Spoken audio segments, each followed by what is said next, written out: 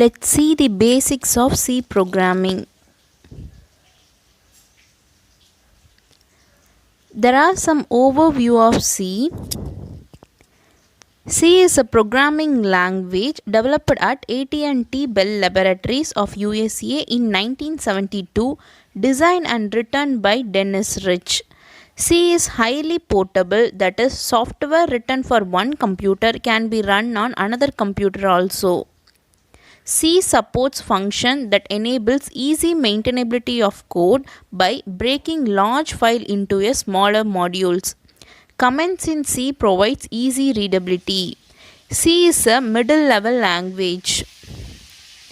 This is the basic structure of a C program. In the first line, the file that are specified in the include section is called as a header file. Header file is given an extension .h. Standard input-output file contains the content of the file. #include contains the function of a prototype. In the second line, the main function is given. This is the entry point of a program. When a file is executed, the start point is the main function. Main function is compulsory for any C program. The braces indicates the starting point of a program. It contains a set of statements and the return function. Now let's see the block diagram of a C program. In this, compiler converts source code to the machine code. It takes the instruction and converts which processor understood. And the library contains the common things that already written like printf and scanf. Linker links the program into the library.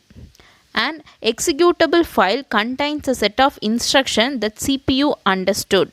When the execution started, it loaded to the primary memory, that is a random access memory.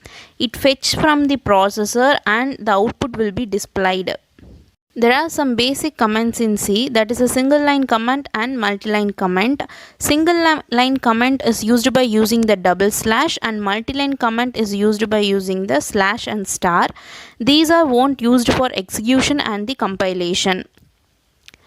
That's all about the basic programming in C. Thank you.